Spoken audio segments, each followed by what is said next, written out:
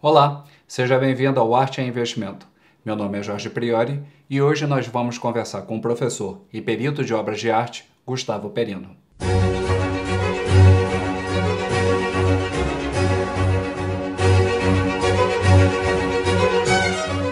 Antes de iniciarmos, gostaria de convidá-los a se inscreverem no canal Arte e Investimento.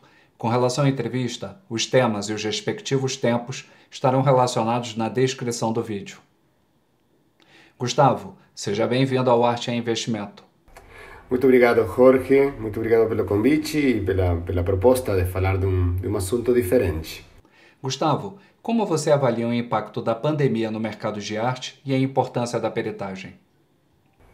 Bom, normalmente o mercado de arte, nos momentos de crise, se vê afetado muito, mas existe a possibilidade que muito investidor, que normalmente quando a economia está bem, está investindo em diferentes tipos de carteiras, diferentes tipos de mercado, quando a economia entra em crise, o investidor vai mais para se refugiar no seguro.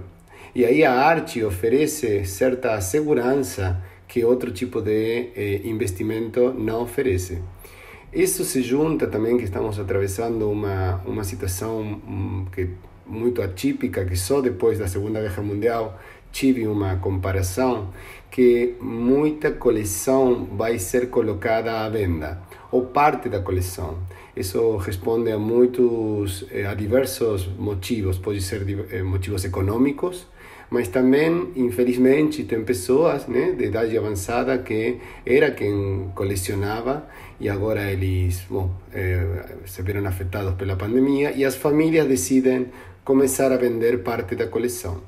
Isso também se acrescenta à problemática que estão atravessando muitos museus do mundo, onde é inédito, mas estão sendo autorizados a vender parte dos seus acervos para poder garantir que a instituição continua aberta. E a peritagem, nesse sentido, tem todo a ver, porque todo tipo de obra que vai ser colocada no mercado, todo tipo de transação que vai ser efetiva, só tem sentido se a obra e a peça é original e está bem identificada. Então, estamos em um mundo onde tem um grande número, uma grande porcentagem das obras que estão em circulação no mercado tem problemas sérios de identificação. Então, aí a peritagem acadêmica interdisciplinar vem a oferecer certa segurança na transação e oferece garantias, seja para o vendedor ou para o comprador. Gustavo, qual é a diferença entre um parecer técnico e uma peritagem? No mercado, normalmente, para comprar ou para vender uma obra,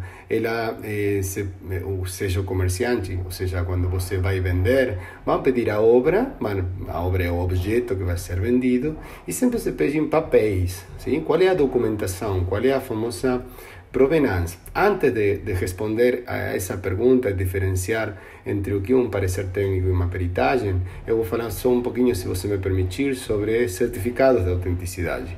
Sim? O famoso certificado de autenticidade é um papel, sim, que muitas vezes é o próprio artista que emite uma declaração sobre a autenticidade dessa peça. Há vários tipos de certificado de autenticidade. Em outros casos, o certificado é assinado por uma pessoa que é um conhecedor do artista, é um conhecedor, um historiador desse artista, desse movimento, e ele quem detenta certa autoridade sobre as obras. Então, muitos certificados de autenticidade são um simples papel, sim, que fala um pouco da ficha técnica da obra, e essa pessoa que assina garante a autenticidade. Durante todo o século XX, isso foi a norma, isso foi o padrão. Com a intervenção tecnológica e com a evolução da pesquisa em arte, cada vez se vê mais questionado, precisamente porque a indústria da falsificação de obras de arte é tão grande assim como a indústria da falsificação dos certificados de autenticidade. Então, é importante ter a provenance ou proveniência é onde essa peça esteve antes de chegar ao mercado agora, a quem pertenceu, quem foi o comprador anterior, qual é o registro de venda. Isso é muito importante para o mercado, mas estamos em momentos de ter que pesquisar sobre a obra em si, não sobre os seus papéis. Então, aí respondendo um pouco a tua pergunta sobre o parecer técnico e uma peritagem, um parecer técnico é um termo utilizado e é uma atividade que muitos profissionais de distintas disciplinas utilizam. É uma opinião profissional. Essa opinião profissional pode desenvolver um laudo com assinatura ou pode ser uma opinião profissional oral.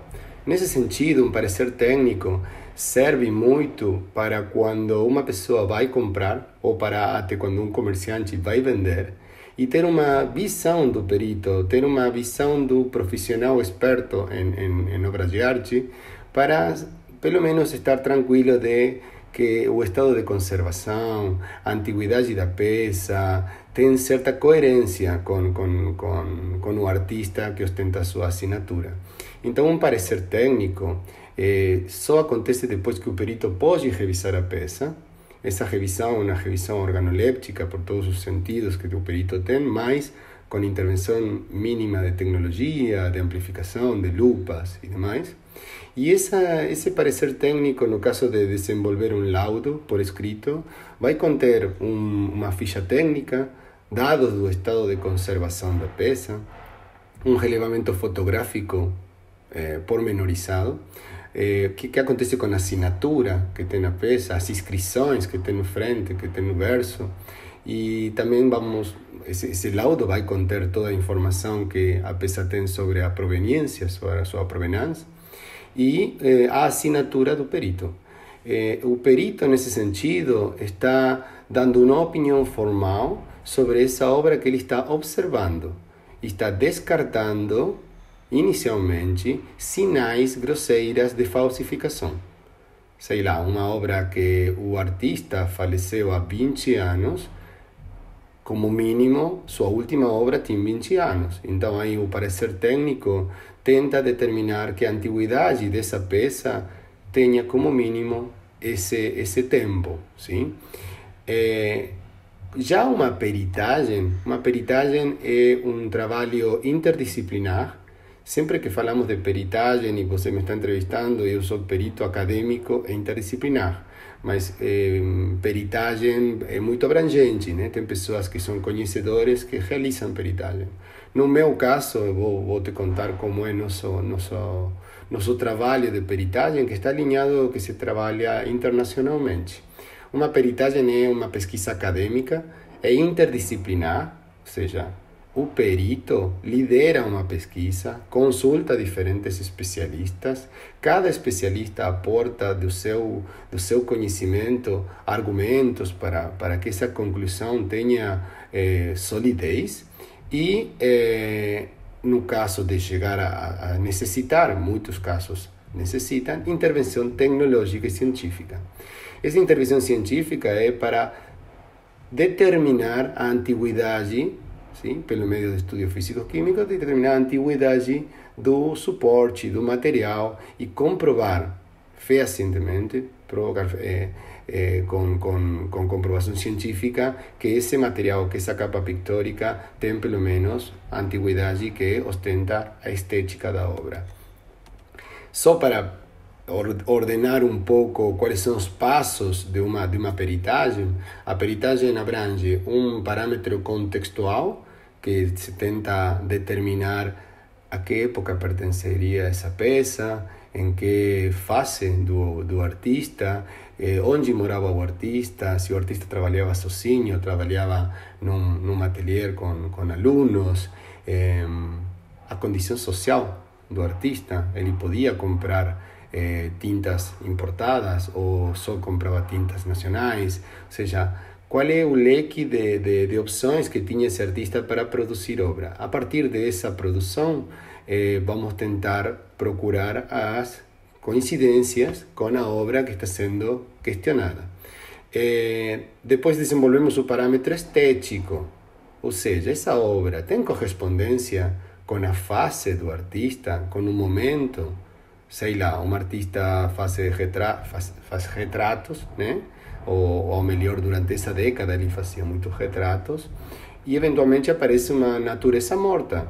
Essa natureza morta pode ser algo totalmente inusual, mas pode ser real. O artista decidiu fazer, porque o artista também tem um contexto, né? Tem uma vida, tem uma situação econômica, e muitas vezes o artista faz o que ele gosta, o que ele transcende com a obra de arte, mas também faz outro tipo de obras de arte para ser vendidas no mercado. Então aí o parâmetro estético faz toda uma avaliação estilística, linguística, para tentar encontrar essa correspondência, essa fatura técnica que se chama.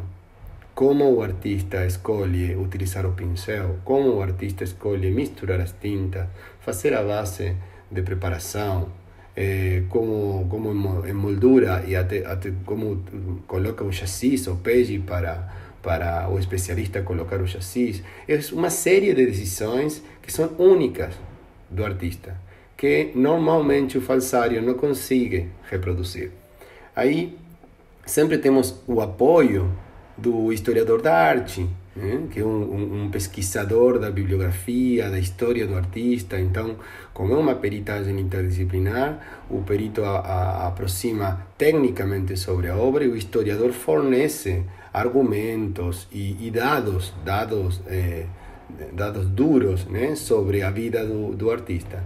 E eventualmente a gente consulta a outras fontes. Depois vamos para o parâmetro técnico. O parâmetro técnico é como está composta essa obra, que materiais foram utilizados, qual é o sentido da pincelada, que isso se chama o estudo da pinacologia, que é o estudo da pincelada, que é um estudo similar ao que utilizam os peritos grafotécnicos para determinar se uma assinatura ou uma escritura é autêntica ou é falsa, ou é produto de uma falsificação. E desse parâmetro técnico vai se desprender quais são as necessidades de comprovar materiais, ok? Que é o próximo parâmetro. Mas no parâmetro técnico a gente tem aliados, e nossos aliados são os restauradores, que eles sabem sobre a reposição cromática, eles sabem sobre as tintas utilizadas na restauração dessa obra, que tintas que estão na capa pictórica são as originais e quais são produto de uma restauração. E depois o perito grafotécnico. O perito grafotécnico, se a obra de arte no frente tem uma assinatura, uma data e um local, que às vezes tem toda essa informação, aí o perito grafotécnico especializado em obras de arte, sim, porque tem que se especializar em um material, em um suporte que não é tradicional para eles até podem fazer uma peritagem grafotécnica independentemente da peritagem de arte. E no final concluir juntos que ambas coisas se correspondem com a mão do artista. E o parâmetro tecnológico, o parâmetro científico, nossos aliados são os cientistas do laboratório, o químico, o físico, que oferece um leque de possibilidades para tentar determinar se esse pigmento pertence à primeira metade do século XX, ou se esse suporte era comum, ou a antiguidade da fibra que compõe o suporte realmente pertence ao século XIX, ou já está sendo utilizado um material mais moderno. E essa informação permite ao perito acabar de confirmar cientificamente todas as confirmações prévias nestes parâmetros, sim? Deste jeito fica mais fácil para entender quais são os passos, mas em algumas pesquisas se trabalha em todos os parâmetros em simultâneo, sim? De acordo à disponibilidade de tempo e recursos, sim? E por último, nunca se deixa fora as instituições que têm informação sobre o artista, que têm informação sobre o seu acervo, ou são proprietárias de um grande acervo do artista, museus, fundações, a própria família. Sempre nós, quando realizamos uma peritagem, tentamos entrevistar a família, tentamos entrevistar a esse especialista, a esse conhecedor, porque todas as vozes podem ajudar, né, na determinação da autenticidade da obra. E ante toda uma conclusão positiva de todas estas provas, se determina que essa obra se corresponde com a obra do artista. Ou seja, a diferença grande entre um parecer técnico, que é uma opinião do que se está olhando, a uma peritagem, que a peritagem é uma comprovação técnica científica e só se transmite no laudo final o que se conseguiu provar. Sim? Se conseguiu provar que pertence à primeira metade do século XX, se conseguiu provar que esteticamente tem uma correspondência com a fase do artista que ostenta a data da assinatura, se posso comprovar que o sentido da pincelada, os pincéis utilizados e o jeito de pintar do artista tem correspondência, e se posso comprovar tecnologicamente que o suporte tem uma coerência com as tintas utilizadas e até a madeira própria do chassis, por exemplo. Tudo isso conforma um laudo final, que muitas vezes tem muitas folhas, sim? Entre 60, 70 até 100 folhas de comprovação técnica científica.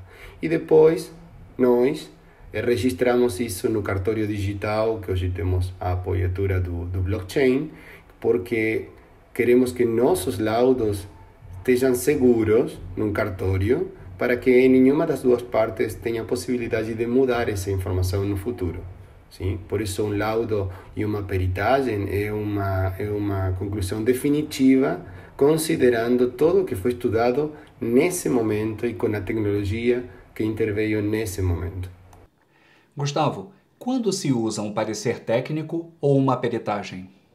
Bom, de acordo à finalidade e o objetivo do cliente, né? Às vezes um parecer técnico é o ponto de início para uma peritagem e às vezes é o trabalho final.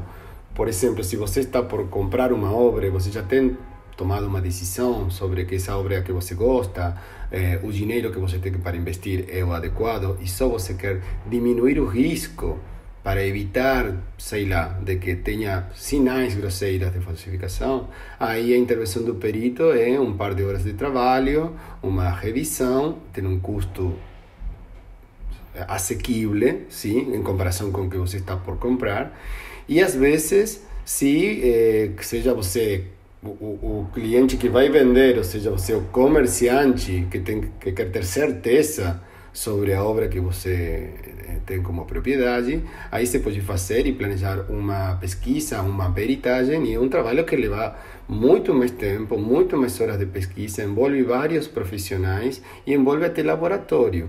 Então, um parecer técnico é algo que um perito, de acordo à sua expertise, pode fazer em 2 e 3 horas, e uma peritagem leva entre 2 e 3 meses. Então, aí está a grande diferença entre um e outro. E a diferença também é a responsabilidade. Um peritagem acadêmico interdisciplinar tem a assinatura de um perito e é responsável ante a lei pelas conclusões que ele registra aí.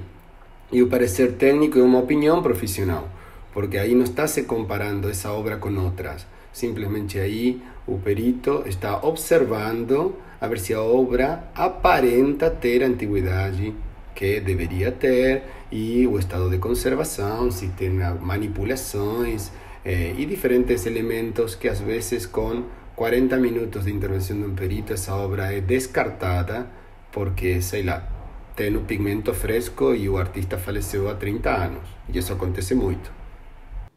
Gustavo, quais são os cuidados que uma pessoa pode tomar antes de contratar um perito?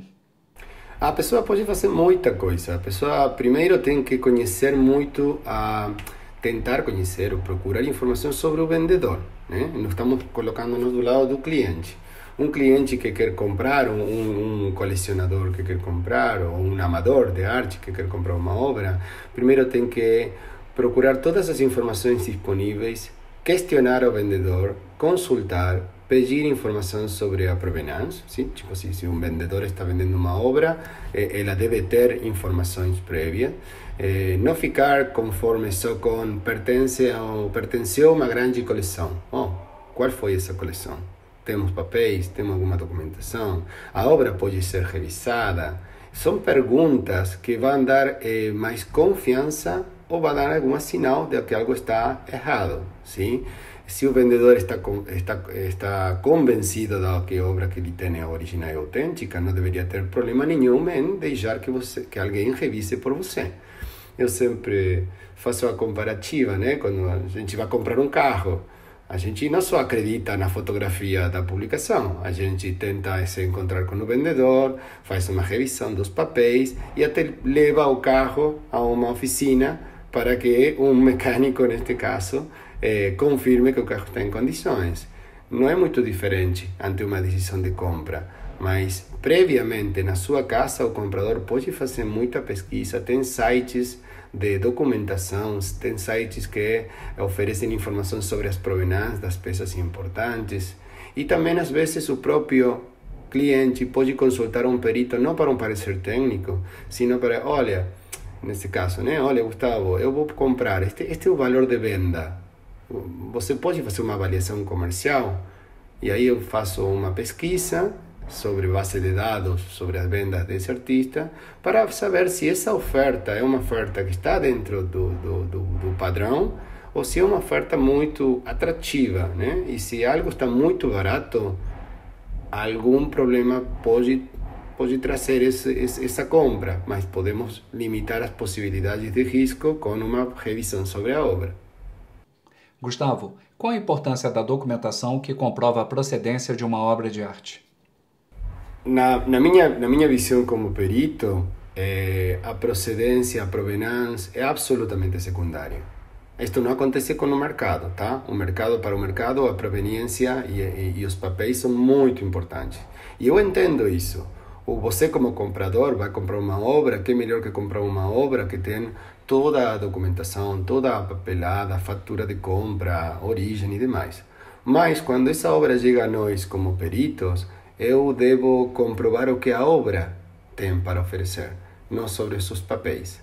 Eventualmente, quando a obra tem comprovação técnica científica de que é uma obra original, aí o perito pode fazer uma pesquisa para saber se também os papéis são originais e autênticos. Sim? Eu já tenho, aconteceu conosco, com a nossa equipe, uma peritagem que acabou sendo negativa, né? Ou a obra não se correspondia com a obra do autor, e aí o cliente questionava de por que não tínhamos procurado informação sobre a provenância. E aí a resposta é simples: se a obra é falsa, não me interessa a provenância. Você pode ter todos os papéis, toda a fatura de compra, mas a obra foi trocada, a obra foi falsificada. Sim? Então são dois aspectos muito importantes e que hoje tem profissional para poder confirmar se essa documentação é original, autêntica ou se foi falsificada. Porque tem tudo, Jorge, tem obra falsa com certificado autêntico, tem certificado autêntico, tem certificado falso com obra falsa também, tem todas as combinações possíveis que você possa imaginar. E, por último, é uma resposta muito simples. É mais fácil falsificar um documento que uma obra de arte. Então, a indústria da falsificação de documento é tão grande assim como a falsificação de obras de arte.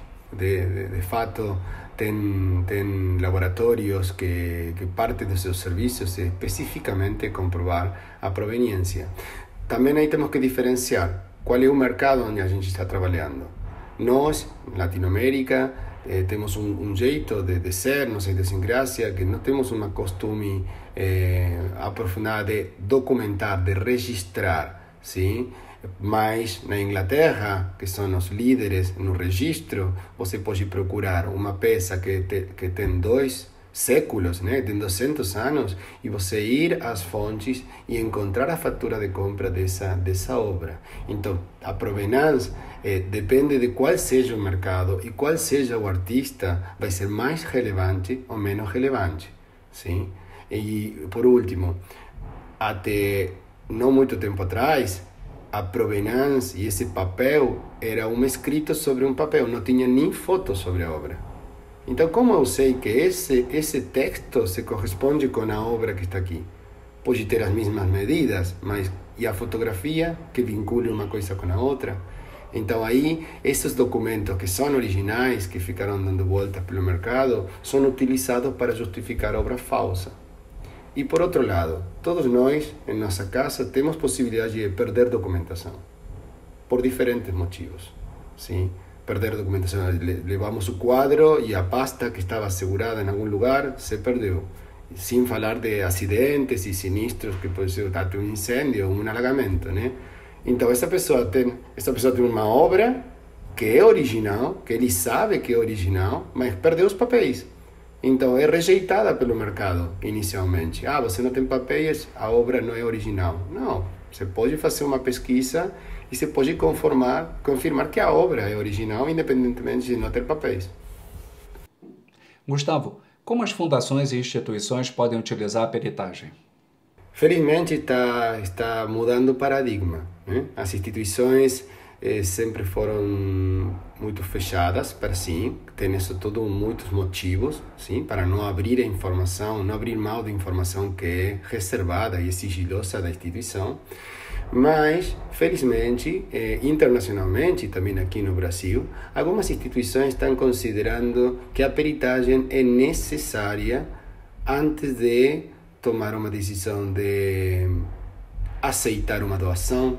Sim? Muitos museus nossos têm suas coleções produto de doações. E desde há várias décadas atrás para aqui, os museus estão fazendo uma revisão. Ok, você quer doar, mas vamos revisar a obra. E aí o trabalho do restaurador é super importante, o restaurador do museu, o curador, o historiador do museu, mas também tem que se incorporar a figura do perito, porque o olhar do perito não tem nada a ver com o olhar do historiador. Nenhum é mais importante que o outro, tem que trabalhar em conjunto. E já tem vários exemplos de fundações e de instituições que se protegeram ante a lei por fazer uma pesquisa certa com profissionais independentes. Gustavo, para finalizar, você podia contar para a gente alguns exemplos da importância do uso da peritagem? Exemplos bons, exemplos ruins? Bom, vamos a falar de exemplos bons e felizmente na imprensa internacional se está fazendo eco de muitos casos onde a peritagem está otorgando luz sobre algo, na verdade, na real, o mercado de arte tem uma característica que todo mundo vai concordar, que tem às vezes uma falta de transparência, né? E nessa falta de transparência, todo tipo de pesquisa que aporte informação e que essa informação possa ser documentada, realmente traz luz sobre o assunto. Eu posso te mencionar dois casos, um caso mais local, aqui do Brasil, e um caso internacional, recente.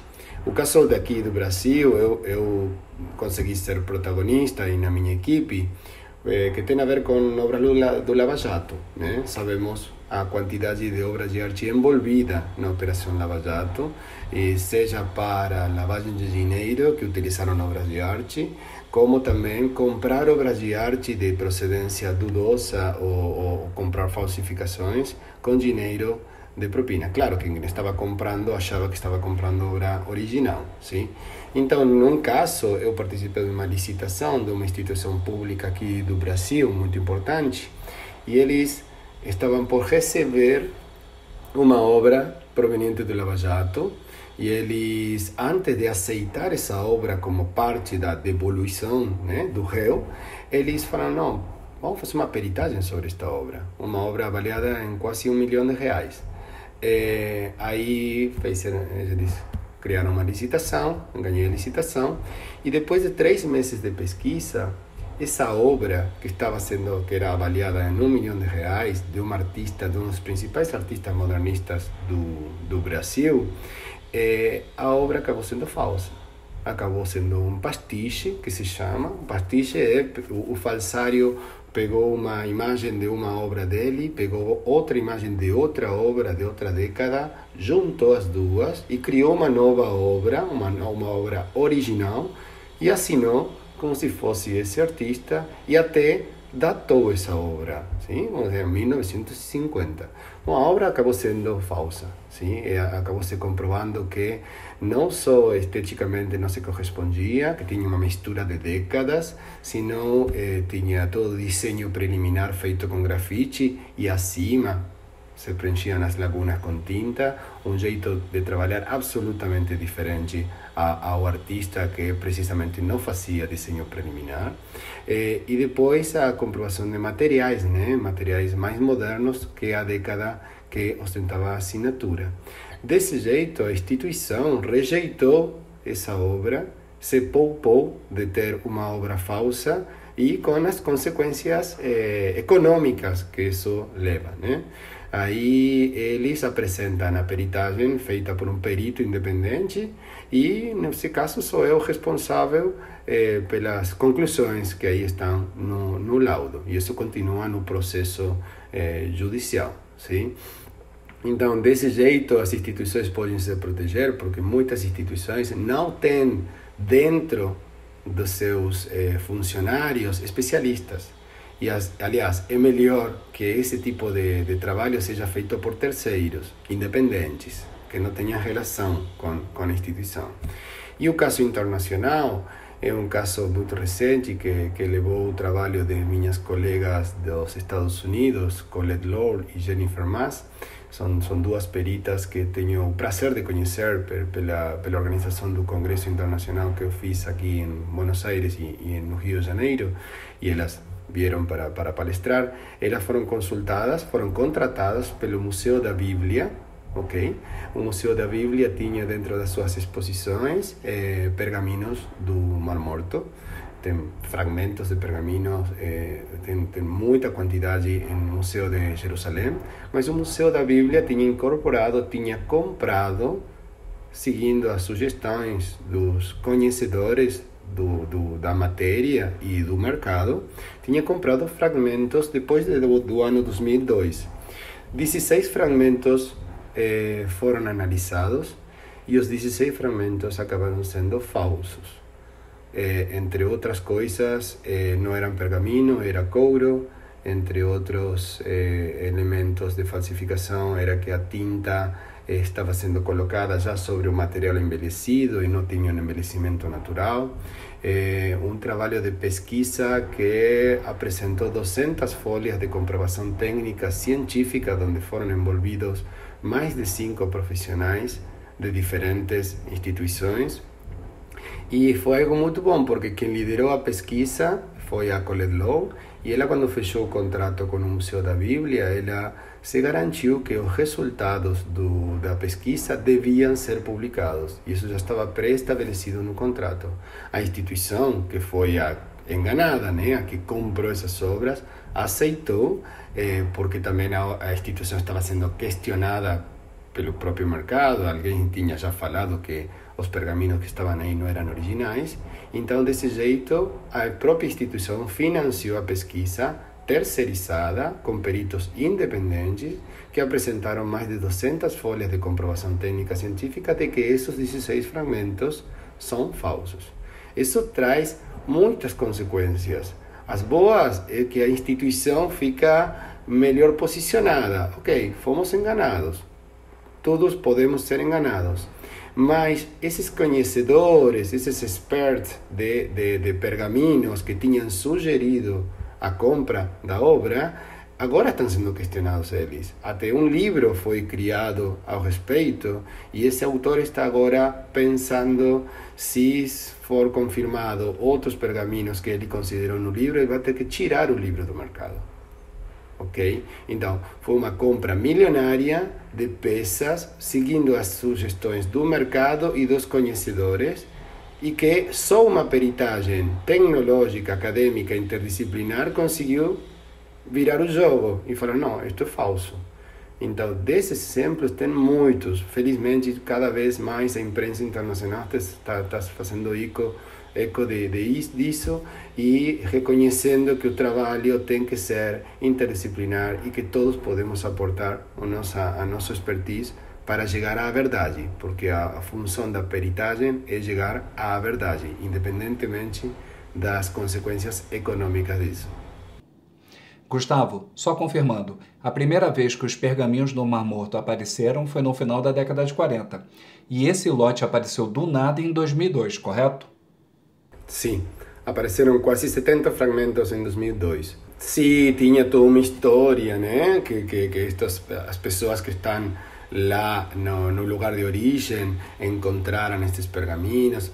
Tem todo um esquema, uma quadrilha montada, né?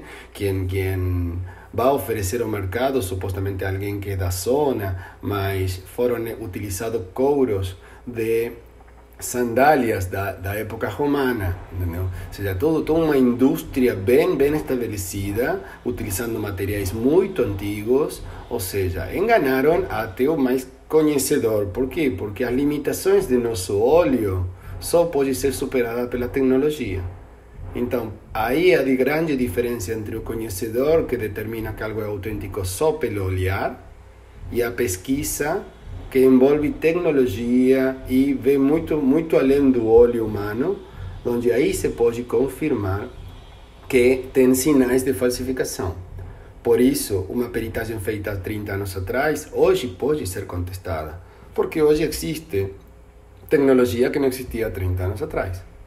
Mas sempre uma peritagem começa e acaba em um período finito de tempo, né? Tipo um período curto, determinado, com recursos, quais foram os envolvidos, quais foram as ferramentas utilizadas. E isso leva a conclusões. Então, isso pode ser discutido com novas provas depois.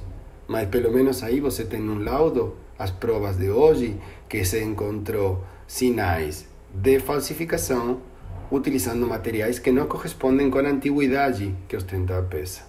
Então é muito difícil que uma nova peritagem no futuro possa contestar tudo isso. Legal, Gustavo. Obrigado pela conversa. Muito obrigado a você pelo convite. Pessoal, arte é investimento em cultura, conhecimento, prazer e bom gosto. Até a próxima.